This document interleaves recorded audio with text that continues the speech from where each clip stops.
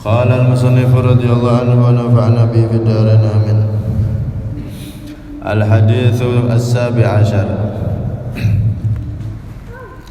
عن أبي يعلى شداد بن عوس رضي الله عنه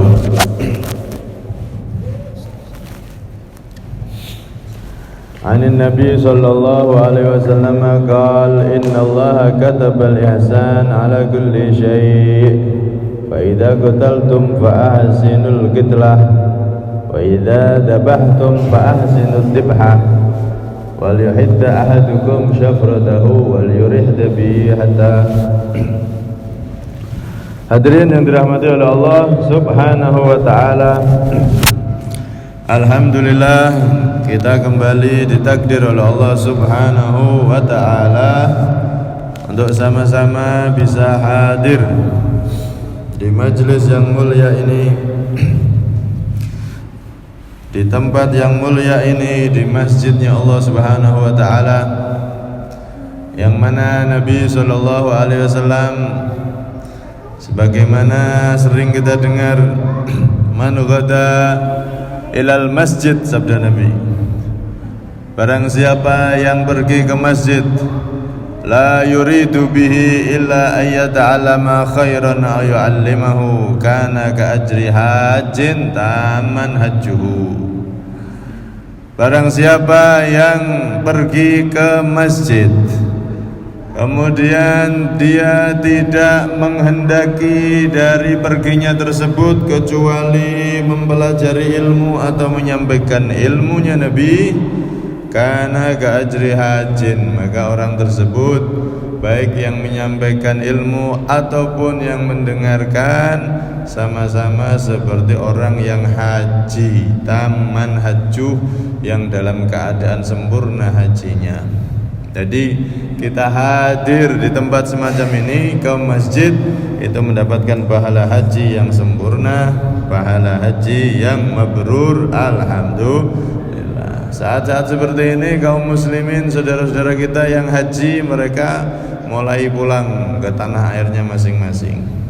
Keberhasilan yang sejati tatkala pulang haji bukan hanya bisa cerita, oh Ka'bah itu begini, oh Mekah itu begini, oh Madinah itu begini, oh di sana tuh ada ini, oh di sana tuh ada begini begitu.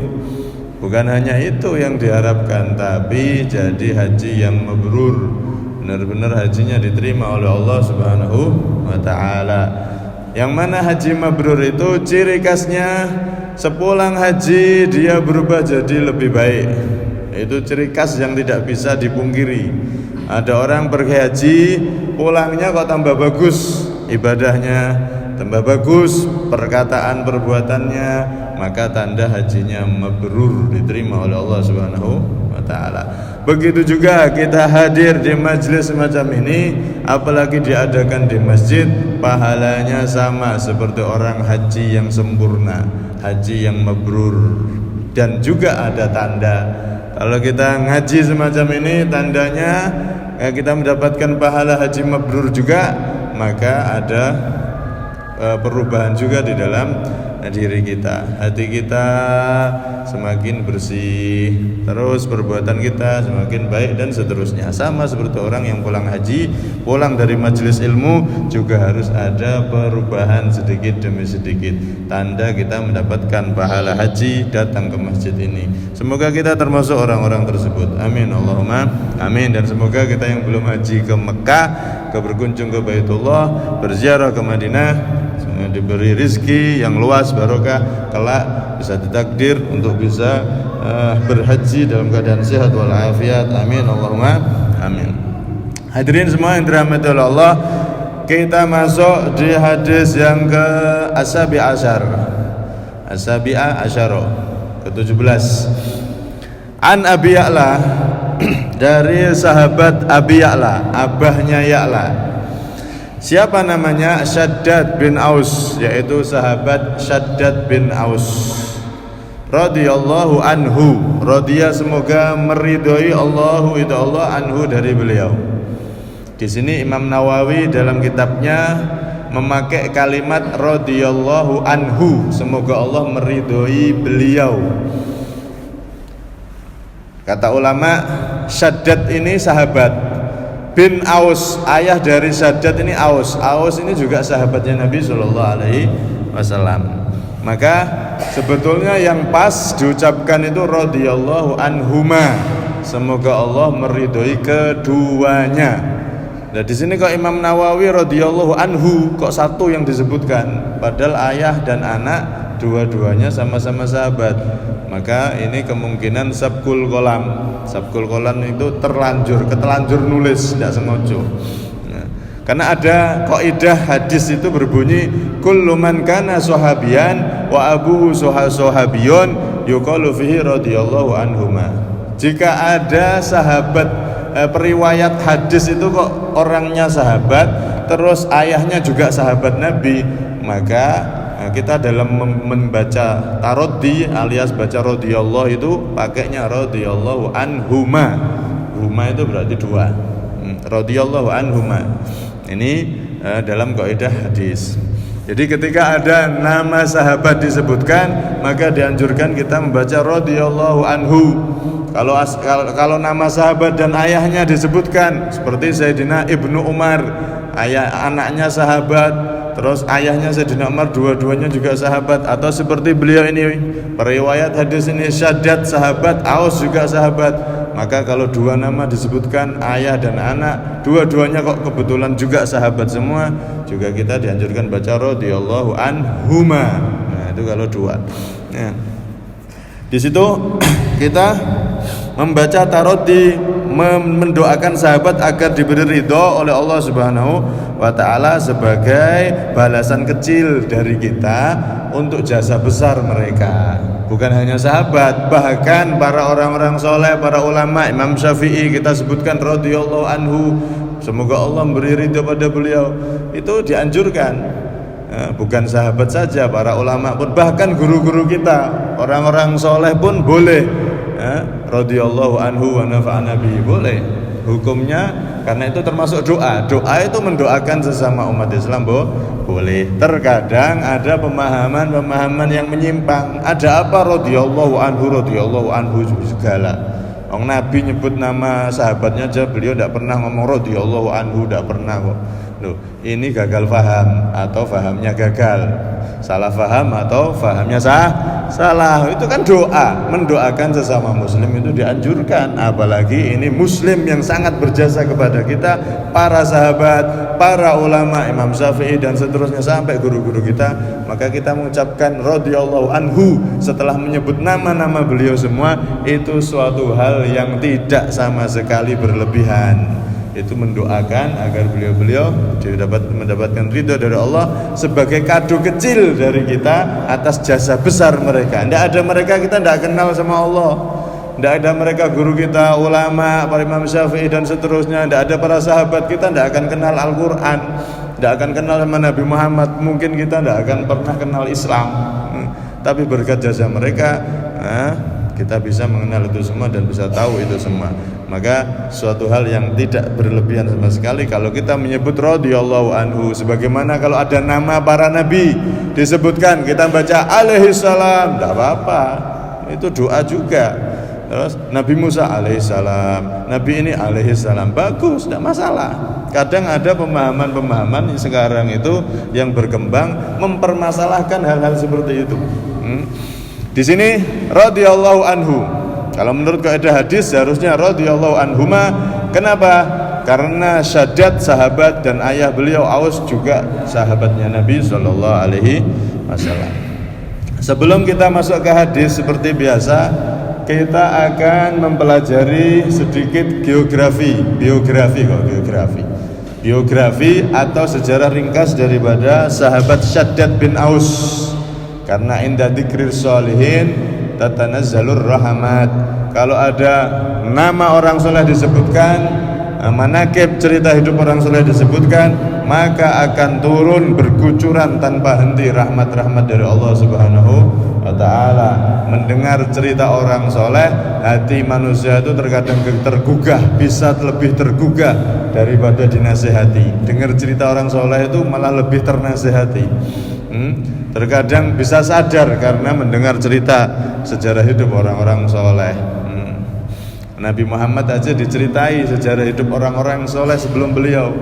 Tilkar rusulu, itu para rasul-rasul aku ceritakan kepadamu wahai Nabi Muhammad, linutsabbita bihi fuadak, untuk mengkokohkan hatimu. Cerita di Al-Quran itu kita lihat ada cerita Nabi Musa, ada cerita Nabi Isa, ada cerita Nabi Ibrahim, cerita-cerita orang soleh-soleh sebelum Nabi Muhammad, para nabi sebelum beliau diceritakan kepada Nabi Muhammad. Tujuannya apa? Linutsabbita bihi fuadak, agar hatimu wahai Nabi Muhammad lebih kokoh lagi di dalam memperjuangkan Islam ini. Padahal beliau sudah manusia paling kokoh hatinya, paling kuat imannya, tapi diceritakan itu sebagai tanda, sebagai contoh bahwasanya sangat penting mendengarkan cerita-cerita orang soleh sebelum kita. Lebih-lebih ini ceritanya para nabi, lebih-lebih ini ceritanya para sahabat radhiyallahu anhum ajma'in. Yang meriwayatkan hadis ke-17 ini adalah sahabat Syaddad bin Aus. Syaddad putra dari Aus, dua-duanya adalah sahabat Nabi SAW. Aus ini adalah saudara dari Hasan bin Sabit. Hasan bin Sabit itu sahabatnya Nabi yang tidak pernah ikut perang sama Nabi, tapi ahli syair, memuji Nabi. Wa ahsanu minka lam tarqattu ainu wa ajmalu minka lam talidin nisa'u khuliqta mubarra'an an kulli aibin ka'annaka qad khuliqta kama tasya'u. Itu adalah di antara syair yang terkenal dari Hasan bin Sabit. Hasan bin Sabit ini ahli syair, ahli puji memuji Nabi. Yang lebih indah dari engkau wahai Nabi Muhammad, wahai Rasulullah, wa ahsanu minka lam taraqatu ain, enggak pernah dipandang oleh mata. Yang lebih ganteng, yang lebih indah dari engkau wahai Nabi belum pernah terlihat oleh mata manapun. Yang lebih sempurna dari engkau wahai Nabi belum pernah dilahirkan oleh wanita manapun. Engkau diciptakan terbebas dari segala kekurangan. Engkau sempurna fisiknya, sempurna zahir batinmu. Seakan-akan engkau menciptakan dirimu sendiri. Ini syair pujian dari Hasan bin Thabit. Beliau ahli memuji Nabi, sahabat yang beliau tidak pernah ikut perang sama Nabi karena beliau punya penyakit sehingga tidak bisa ikut perang. Pengennya ikut, tapi karena ada satu penyakit beliau di rumah, tidak bisa ikut berjuang perang sama sekali. Seumur hidup beliau tidak pernah ikut perang walaupun sekali. Padahal sahabat ini. Kenapa? Karena ada penyakit yang menghalangi beliau dari itu. Nah, Hasan bin Sabit ini punya saudara namanya Aus, ayah daripada ini sahabat Syaddad ini yang meriwayatkan hadis ini. Nah, Syaddad ini berarti ponakan daripada Hasan bin Sabit. Beliau disebutkan kana jami'an bainal ilmi wal hikmah. Sahabat Syaddad bin Aus ini adalah seorang sahabat yang sempurna, yang mengumpulkan antara ilmu dan hikmah. Mengumpulkan ilmu dan hikmah. Hikmah itu ilmu yang disertai dengan pengamalan secara zahir batin. Itu ilmu dan hikmah. Jadi beliau orang yang berilmu tinggi. Para sahabat itu semuanya berilmu, tapi di antara mereka ilmu yang dalam itu diantaranya adalah ini Syaddad bin Aus. Enggak semua ilmunya banyak gitu, enggak. Para sahabat itu semua berilmu, tapi ada yang menonjol, ada yang tabahur, ada yang dalam ilmunya, ada yang banyak. Jadi ulamanya sahabat. Di antaranya ulama yang sahabat ya ini Syaddad bin Aus. Ya, beliau mempunyai ilmu yang begitu banyak dibanding sahabat lainnya, dan beliau amal ibadahnya juga luar biasa. Nah, sahabat Nabi itu seperti itu rata-rata. Okay? Sampai-sampai Abu Darda, sahabat Abu Darda itu memuji beliau. Inna likulli ummatin faqihan wa inna faqih hadil ummah Syaddad bin Aus. Wa inna minan nasi man yu'ta ilman wa la yu'ta hilman. Wa inna Aba Ya'la qad utiya ilman wa hilman. Kata sahabat Abu Darda memuji daripada sahabat Syaddad bin Aus, sesungguhnya setiap umat, setiap golongan itu mempunyai ulama. Setiap umat, setiap golongan itu ada pemimpinnya, ada ulamanya. Wa inna faqihadil ummah, dan sesungguhnya pemimpin ulamanya umat ini salah satunya adalah Syaddad bin Aus, kata sahabat Abu Darda radhiyallahu anhu. Wa inna minan nas man yu'ta ilman wa la yu'ta hilman. Sesungguhnya di antara manusia itu ada yang punya ilmu, dia santri, bahkan dia ustadz, bahkan dia kiai, bahkan dia syekh, guru besar, dikasih ilmu. Banyak di sebagian manusia itu ada yang punya ilmu tapi tidak punya hilm, aris itu bisa balas tapi tidak membalas, sabar banget. Jadi orang yang berilmu plus sabar itu jarang. Kebanyakan kalau sudah tidak dihormati sedikit tersinggung. Oh, tidak tahu saya. Oh, ini kurang ajar sama kiai. Oh, ini tersinggung. Tapi Shaddad bin Aus ini sama sekali tidak seperti itu. Beliau luar biasa ilmunya dan luar biasa kesabarannya. Kadang kan begitu. Ada orang itu santri kadang-kadang sama orang itu atau kiai ulama atau orang yang berilmu sudah.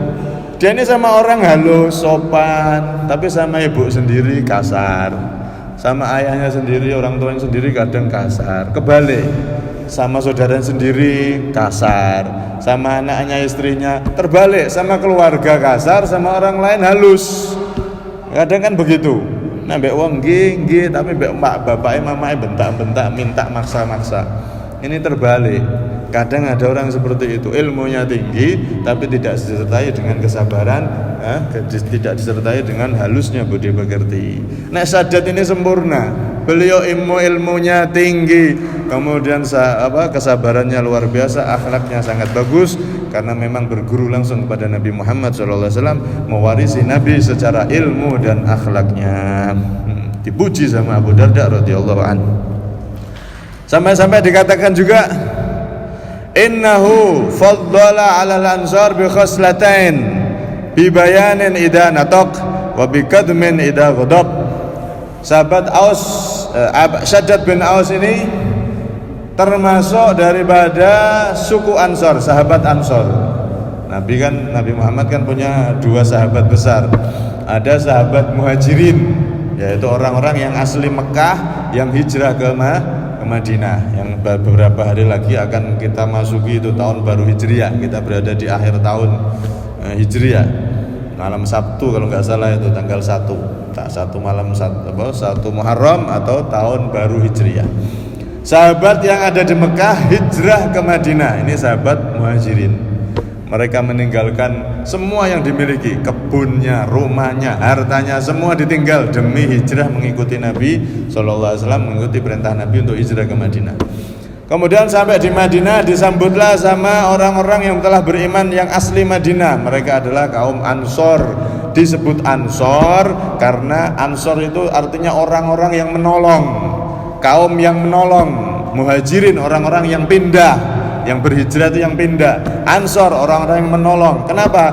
Orang Muhajirin ketika sampai di Madinah itu tidak punya apa-apa, tidak bawa apa-apa karena ditinggal semua. Demi Islam, demi iman mereka tinggalkan yang kaya di Mekah, semuanya ditinggalkan. Sampai di Madinah tidak punya apa-apa. Tapi sahabat Ansor mereka menolong. Yang punya 2 kebun satu dikasihkan sahabat Muhajirin. Yang punya rumah lebih dari 1 dikasihkan Muhajirin. Seakan adiknya sendiri, kayak kakak adik sudah saudara. Bahkan diriwayatkan yang punya istri lebih dari 1, itu istrinya disuruh milih, kamu milih yang mana? 1 nanti tak cerai, kawin. Sampai saking hubungan iman dan Islam begitu erat, lebih akrab daripada hubungan saudara kandung sendiri. Saking hebatnya para sahabat itu, sahabat Ansor. Sampai-sampai Nabi mengatakan ayatul munafiki bughdul Ansor. Tanda orang munafik adalah benci dengan sahabat Ansor, sahabat-sahabat yang menolong Nabi dan para sahabat Muhajirin saat hijrah ke Madinah. Ini sahabat Shaddad bin Aus termasuk dari golongan Ansor. Nah, beliau ini punya keistimewaan mengalahkan kaum Ansor yang lain, mengalahkan sahabat Ansor yang lain dengan 2 hal kata ulama. 1, bibayanin idan atok. Beliau tuh kalau ngomong itu jelas, mudah difahami. Sampai kalau lihat sekarang ada ustadz-ustadz terkenal seperti Ustadz Abdul Somad itu nek ngomong, nek ceramah kan enak dipahami itu. Ada orang-orang seperti itu memang. Kalau ceramah, kalau nyampaikan sesuatu itu mudah didengar, mudah difahami, langsung paham. Oh enak gitu. Ada memang yang dikaruniai oleh Allah, lisannya itu bisa mengucapkan kalimat-kalimat yang mudah difahami oleh orang, beda dari yang lain. Seperti yang kita kalau sekarang ini alhamdulillah ada muncul ulama-ulama hebat seperti Ustaz Abdul Somad. Itu kan kalau sampai lihat ceramahnya kan enak memang dipahami. Itu ada orang-orang seperti itu yang lisannya itu diberi oleh Allah kalimat-kalimat yang mudah dipahami oleh yang mendengar. Ini sahabat Aus seperti itu. Jadi beliau menonjol daripada sahabat Ansar yang lain. Kalau ngomong, kalau nerangkan itu sangat gamblang, mudah difahami. Nih, mudah difahami. Ini keistimewaan dari beliau. Kalau zaman sekarang tenar, kayak Ustaz Somad gitu, tenar langsung. Karena enak memang cara penyampaiannya, memang ada yang ustadz para ulama itu yang seperti itu, mudah difahami. Ada yang seperti itu. Ada yang biasa dan seterusnya sesuai dengan keistimewaan yang diberikan oleh Allah Subhanahu wa taala.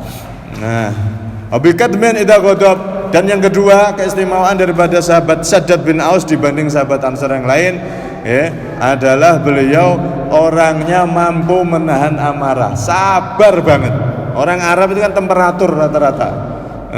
Bahkan sebelum mereka masuk Islam dulu, kesenggol itu bisa jadi perang, bisa bunuh-bunuhan. Jalan kok nyenggol tidak sengaja atau nginjak kaki tidak sengaja, langsung tempur, perang, bisa bunuh-bunuhan orang Arab tuh. Dia sedikit langsung ngamuk, temperatur. Tapi sahabat Shaddad bin Aus ini beda, kalemnya luar biasa, sabarnya luar biasa, beda dengan yang lain. Kalau yang lain itu masih ada marah-marahnya. Kalau ini wes belas tidak tahu ngamuk, suwabar nemen, tidak pernah terlihat dia ngamuk, itu tidak pernah. Ini sahabat Aus. Dua hal ini kalau ngomong gamblang, jelas dipaham, mudah difahami. Dan nomor dua, beliau sangat sabar, tidak pernah ngamuk, selalu menahan amarah, tidak pernah emosi. Masya Allah. Ini dua hal daripada sahabat Shaddad bin Aus, yang mana kemarin keutamaan menahan emosi sudah kita bahas di depan. Ini luar biasa beliau. Kemudian di antara manaqib beliau lagi adalah ketika beliau setiap malam tidur itu gelisah. Tidur itu tidak bisa tidur nyenyak, gelisah, bolak-balik kanan, balik kiri, gulang-guling, gelisah, tidak bisa tidur nyenyak. Tidur sebentar gelisah lagi, tidak bisa tidur. Kayak kita misalkan ada orang itu hutangnya sudah jatuh tempo, besok yang ngutangi akan datang, akan nyita rumah, nyita kebun dan lain-lain, sudah besok pagi datang, malam itu kira-kira bisa tidur betul? Mas tidak bisa turun, aduh piye tidak bisa tidur. Atau orang yang nunggu keluarganya sakit di rumah sakit, anaknya sakit misalkan, alhamdulillah semoga kita sehat walafiat, boleh penyakit yang ringan-ringan aja. Anaknya punya penyakit berat, itu orang tua tidak bisa tidur malam, tidur melek, tidak bisa tenang sudah. Dalam keadaan-keadaan tertentu manusia itu tidak bisa tidur nyenyak. Berarti ada masalah hutang tadi, atau masalah ada yang sakit seperti ini. Nah, sahabat Shaddad bin Aus ini sama, beliau tuh setiap malam gelisah. Cuman bedanya bukan karena akan ada yang narik utang, tapi beliau tuh gelisah apa? Ketika ditanya kenapa engkau tidurmu tuh selalu gelisah setiap saat, setiap hari ini gelisah. Kamu tidak punya utang, tidak mungkin ada yang nagih. Kamu ini ulama, kamu ini ilmunya tinggi, ulamanya sahabat kok. Maka apa jawab beliau? Aku nggak bisa tidur gelisah, aku tidurku gelisah, tidak bisa nyantuk. Kenapa? Beliau ketika itu berdoa, Allahumma inna naraqat asharatni wa adhabat anin naum thumma yakum wa yusalli hatta yusbih. Masya Allah. Jadi beliau itu takut karena teringat neraka.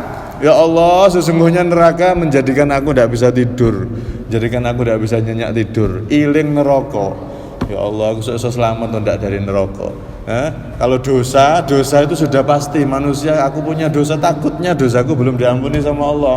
Kalau dosa walaupun sekecil debu, kalau belum diampuni sama Allah, belum sempat diampuni oleh Allah, mati masih membawa dosa itu, belum terampuni, kan repot, bahaya.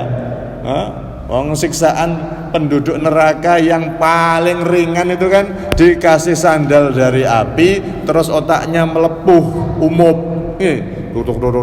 mendidih, terus kemudian robohlah seluruh isi perutnya ini, keluar semua saking panasnya sandal yang dipakai itu siksaan orang di neraka, siksaan yang paling ringan, siksaan yang paling paling ringan untuk dosa yang paling kecil. Kalau belum diampuni oleh Allah masalah dosa itu. Dosa itu walaupun kecil, kalau belum diampuni oleh Allah masalah besar itu. Beliau ini sampai mikir itu. Ya Allah, aku dosa ketika aku mati ini aku bisa membawa amalanku, ibadahku terima oleh Allah, dan dosa-dosaku ini ada yang tertinggal enggak diampuni sama Allah. Kalau sampai ada yang satu yang enggak diampuni walaupun kecil, bahaya. Ya, beliau sampai tidak bisa tidur. Masya Allah, tidak bisa tidur karena keinget neraka. Kalau sudah seperti itu tidak bisa tidur, beliau bangun. Thumma yakumu, beliau kemudian bangun dari kegelisahan tidurnya, beliau bangun fayusolli hatta susbih. Setelah itu beliau sholat, baca sholat, ibadah, baca istighfar, minta ampun sama Allah sampai tidur, sampai subuh. Mulai bangun tidur lagi sampai subuh itu ibadah tok. Tidak pernah bisa tidur nyenyak setiap malamnya. Masya Allah, ini para sahabat-sahabat. Jadi mereka itu imannya sudah full, seakan-akan tuh lihat di depan. Akhirat itu nyata bener, kayak kita yakin di Mekah itu ada Ka'bah, jelas walaupun tidak pernah ke sana, yakin di sana itu ada Ka'bah, kan begitu. Ini juga para sahabat sama, mereka yakin di depannya ini ada surga dan neraka. Lah aku ini masuk yang mana, masih bingung, masih khawatir, jangan-jangan ada dosa yang belum diampuni oleh Allah Subhanahu wa taala. Itu yang membuat beliau tidak bisa tidur nyenyak. Nah, kita orang tidak tidur nyenyak ya karena itu tadi banyak utang, banyak masalah, ya satu ruah ini. Kalau orang-orang soleh itu mikirnya seperti ini. Ada juga Al-Imam Faqih Muqaddam, orang soleh dulu itu sama. Kalau beliau tidur ke kanan, teringat surga. Kalau tidur ke kiri, lihat seakan-akan terlihat neraka, teringat cerita neraka itu begini. Akhirnya sama, nggak bisa tidur nyenyak. Itu orang-orang soleh dulu. Akhirnya ibadah di malamnya, masya Allah. Kemudian Sajjad bin Aus ini adalah satu sahabat yang meriwayatkan Sayyidul Istighfar. Beliaulah yang meriwayatkan hadis Nabi Sayyidul Istighfar. Jadi baca istighfar itu kan macamnya banyak. Ada astaghfirullahaladzim la ilaha illallah, ada astaghfirullahaladzim lil mu'minin wal mu'minat, macam-macam.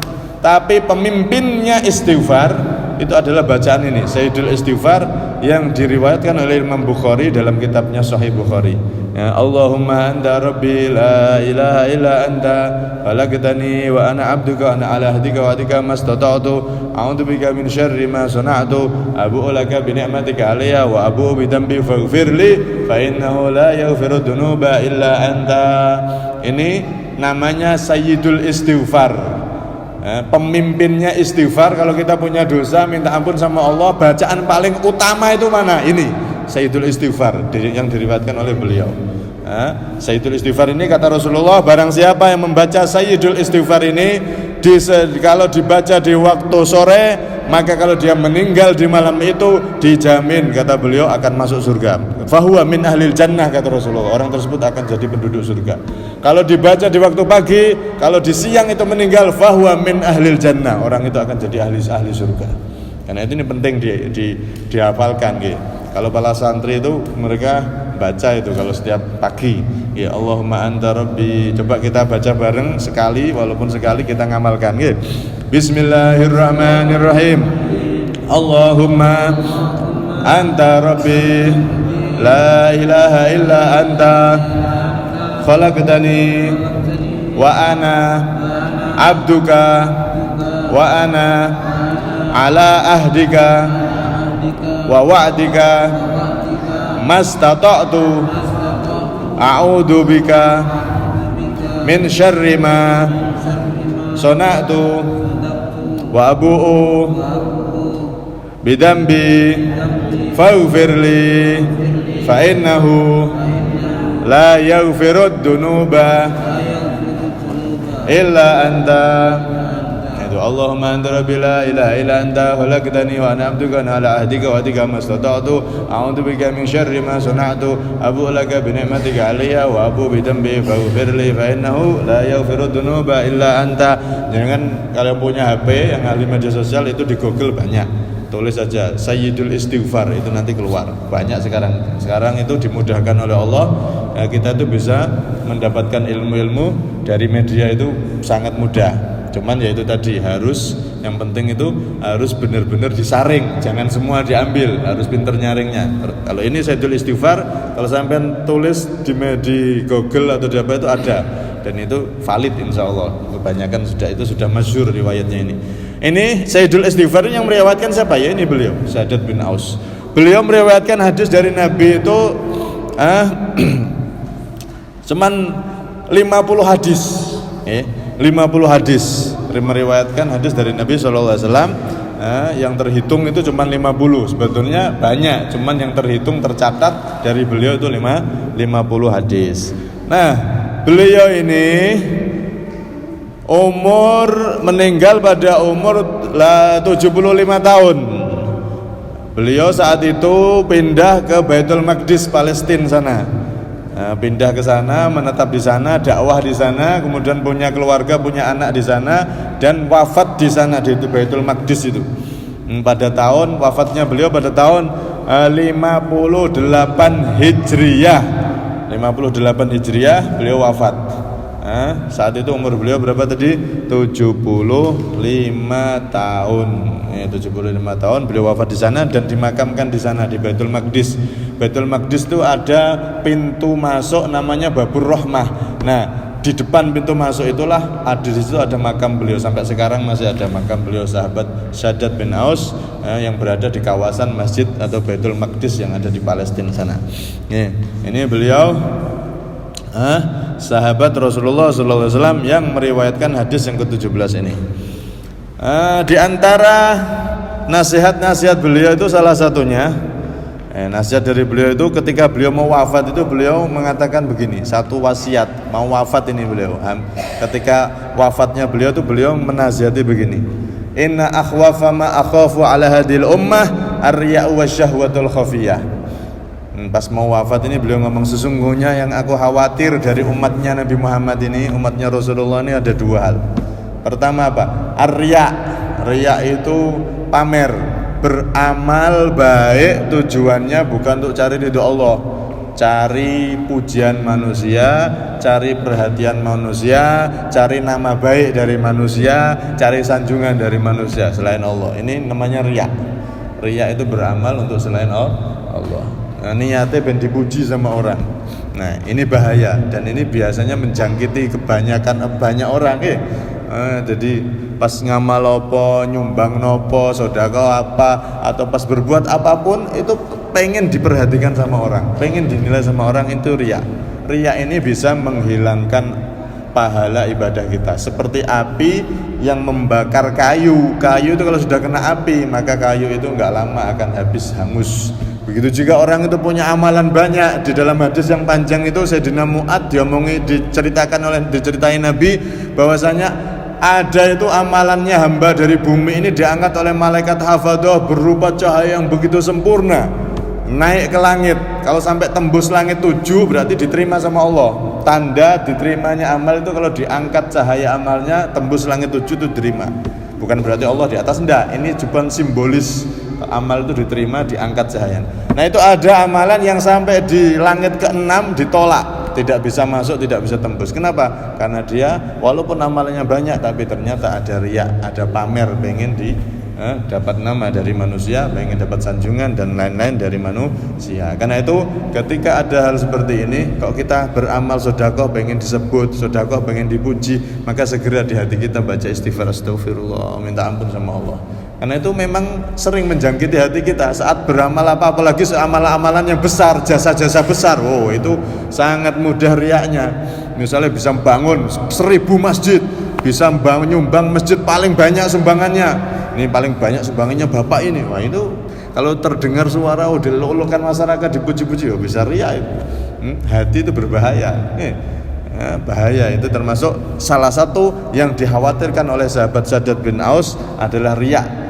Keinginan hati ingin dipuji orang, ingin dapat sanjungan manusia, ini berbahaya sekali.